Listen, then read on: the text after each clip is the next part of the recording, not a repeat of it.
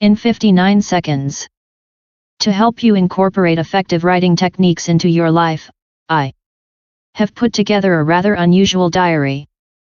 Instead of keeping a record of the past, this diary encourages you to write about topics that will help create a happier future. The diary should be completed on 5 days of the week, with each entry taking just a few moments. Maintain the diary for 1 week. According to scientific studies, you should quickly notice the difference in mood and happiness, changes that may persist for months. 19. If you feel the effects wearing off, simply repeat the exercise. Monday, Thanksgiving. There are many things in your life for which to be grateful.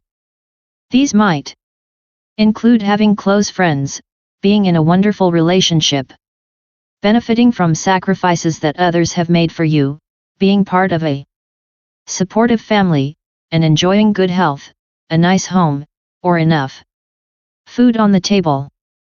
Alternatively, you might have a job that you love, have happy memories of the past, or recently have had a nice experience, such as savoring an especially lovely cup of coffee, enjoying the smile of a stranger, having your dog welcome you home, eating a great meal, or stopping to smell the flowers. Think back over the past week and list 3 of these things. 1, 2, 3. Tuesday, terrific times. Think about one of the most wonderful experiences in your life. Perhaps a moment when you felt suddenly contented, were in love, listened to an amazing piece of music, saw an incredible performance, or had a great time with friends. Choose just one experience and imagine yourself back in that moment in time. Remember how you felt and what was going on around you. Now spend a few moments writing a description of that experience and how you felt.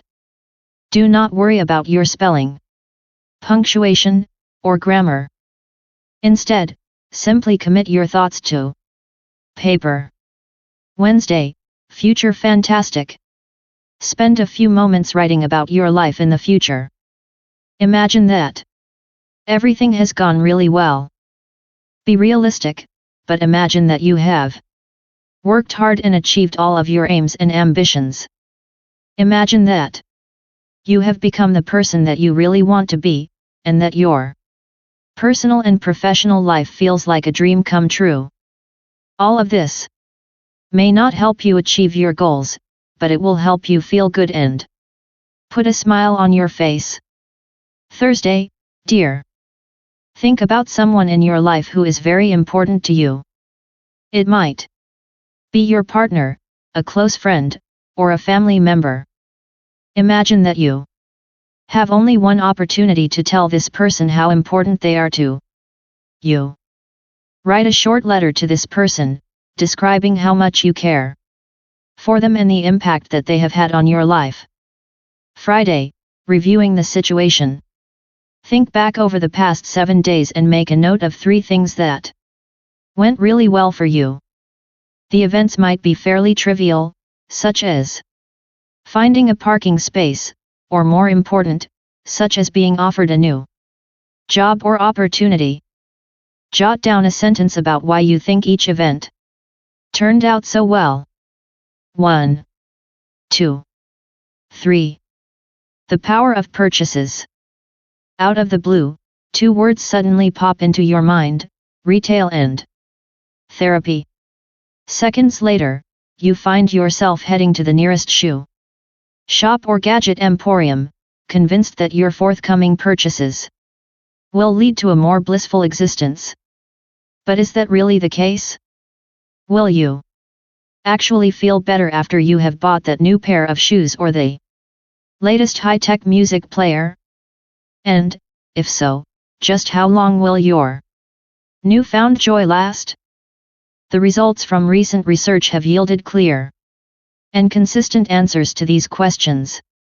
Perhaps more important, they have also revealed the wisest way to spend your money in order to put a Smile on your face.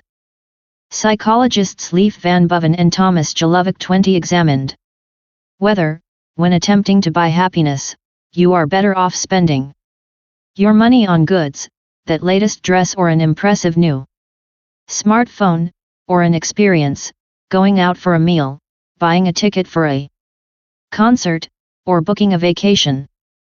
In one study, the duo conducted a national survey in which people were asked first to think of an object or experience that they had bought with the aim of increasing their happiness, and then to rate the degree to which the purchase had cheered them up. In another experiment, the researchers randomly divided people into two groups, asked one group to think about an object they had recently bought and the other to describe an experiential purchase, and then asked both groups to rate their current mood on two scales, one ranging from 4, bad, to +4, good, and another ranging from 4, sad, to +4, happy. The results from both studies clearly indicated that in terms of short and long-term happiness, buying experiences made people feel better than buying products. Why? Our memory of experiences easily becomes distorted over time. You edit out the terrible trip on the airplane and just remember those blissful moments relaxing on the beach. Our goods, however, tend to lose their appeal by becoming old, worn out, and outdated. Also, experiences promote one of the most effective happiness-inducing behaviors: spending time with others. Sociability might be part of the experience itself, or it might happen when you tell people about the occasion afterward. In contrast, buying the latest or most expensive new product can sometimes isolate you from friends and family who may be jealous of the things that you have. But choosing experiences over goods is only part of the story when trying to buy happiness. Time for a quick questionnaire. 21. Take a few moments to read the following 10 statements and assign each of them a rating indicating the degree to which it describes you. Don't spend too long thinking about each statement. Just answer honestly and no peeking at the answers. Assign each item a rating between 1, strongly disagree, and 5, strongly agree. 1. I am impressed by people who own expensive cars and houses. 1, 2, 3, 4, 5. 2. I tend to judge how well I am doing in life by the possessions that I buy. 1, 2, 3, 4, 5. 3. I like to buy things that I don't really need. 1, 2, 3, 4, 5. 4. I like to be surrounded by expensive items. 1, 2, 3, 4, 5. 5. I think that my life would be better if I owned more luxury items. 1, 2, 3, 4, 5. 6. I am sometimes bothered by the fact that I can't afford to buy certain luxury goods. 1, 2, 3, 4, 5. 7. Buying expensive items makes me feel good about myself. 1, 2, 3, 4, 5. 8. I seem to put more emphasis on material things than most of my friends and family do. 1, 2, 3, 4, 5. 9. I am prepared to pay significantly more money for branded items. 1, 2, 3, 4, 5. 10. I enjoy owning items that others find impressive. 1, 2, 3, 4, 5. Now add up your ratings. Low scores are between 10 and 20, medium scores between 21 and 39, and high scores between 40 and 50. It may come as no great surprise that this questionnaire is designed to measure your level of materialism. People who obtain high scores clearly tend to place a great deal of importance on the acquisition of possessions, frequently view such items as central to their happiness, and judge their own success, and the success of others, on the basis of what they have. In contrast, those with low scores value experiences and relationships more than possessions. As is so often the case, those with middling scores are of little interest to anyone. Researchers have spent a great deal of time looking at the link between people's scores on these types of questionnaires and happiness. 22. The findings are as consistent as they are worrisome high. Scores tend to be associated with feeling unhappy and unsatisfied with life. Of course, this is not the case with every single materialist, so if you did get a high score, you might be one of the happy-go-lucky people who buck the trend. However, before adopting that viewpoint, bear in mind that studies carried out by psychologists also suggest that whenever we are confronted with negative results from tests, we prove to be extremely good at convincing ourselves that we are an exception to the rule. So what explains this general trend? You might think that the answer lies in the financial consequences of continually having to have the latest thing. But in fact the problem is not about the spending of money per se. It's about who benefits from the cash. Materialists tend to be somewhat self-centered. Studies show that when presented with a hypothetical $40,000, materialists spend, on average, 3 times as much on things for themselves as they do on things for others. Also, when they are asked to rate statements about the degree to which they care for others, I enjoy having guests stay in my house, I often lend things to my friends, they end up giving far more self-centered responses. As research by Elizabeth Dunn, from the University of British Columbia, shows, seen from the perspective of happiness, this self-centeredness can have a detrimental effect on people's happiness. Dunn and her colleagues have conducted several studies on the relationship between income, spending, and happiness. 23. In one national survey, participants were asked to rate their happiness, state their income, and provide a detailed breakdown of the amount spent on gifts for themselves, gifts for others, and donations to charity. In another study, Dunn measured the happiness and spending patterns of employees before and after they each received a profit-sharing bonus of between $3,000 and $8,000.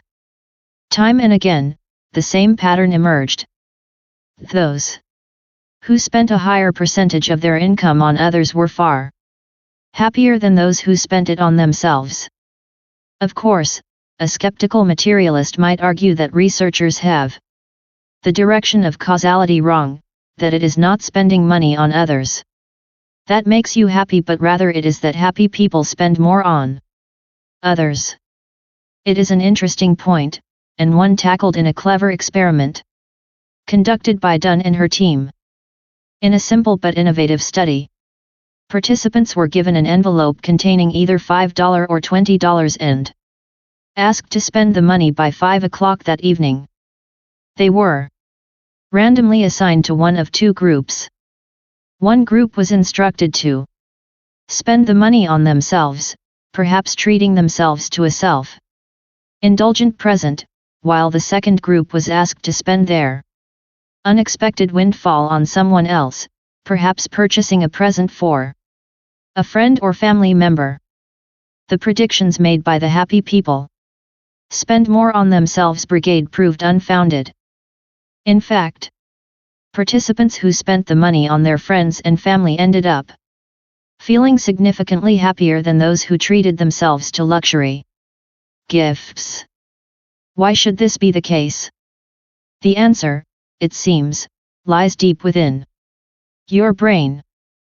Macroeconomist William Harbaugh from the University of Oregon and colleagues 24 gave participants $100 in a virtual bank account and asked them to lie in a brain scanner.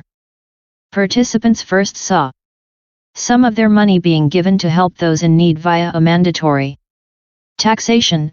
They were then asked to decide whether to donate some of their remaining balance to charity or keep it for themselves.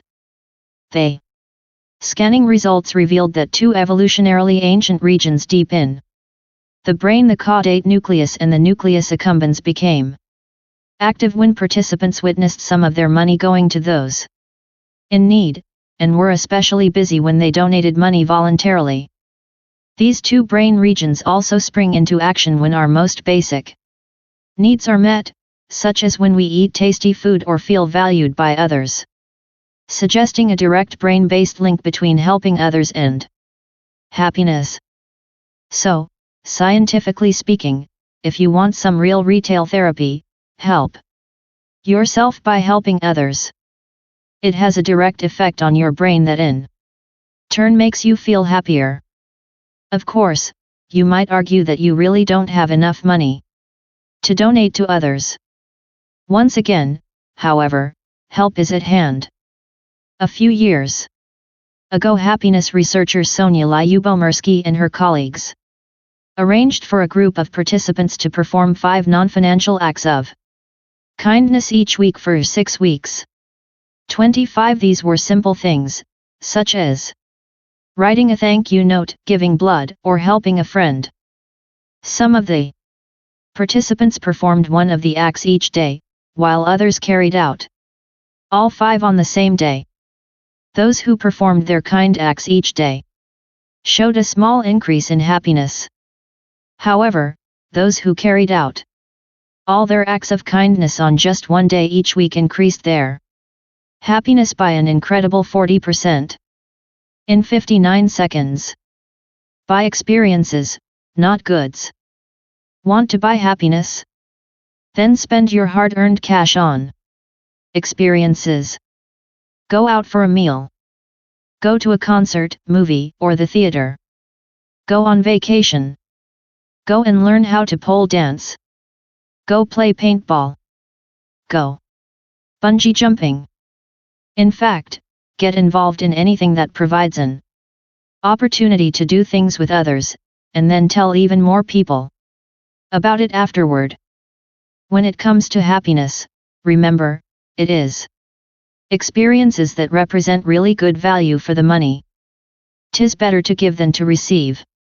Long-term happiness is not just about gyrating around a pole to raunchy music or plummeting toward the ground while screaming like a baby.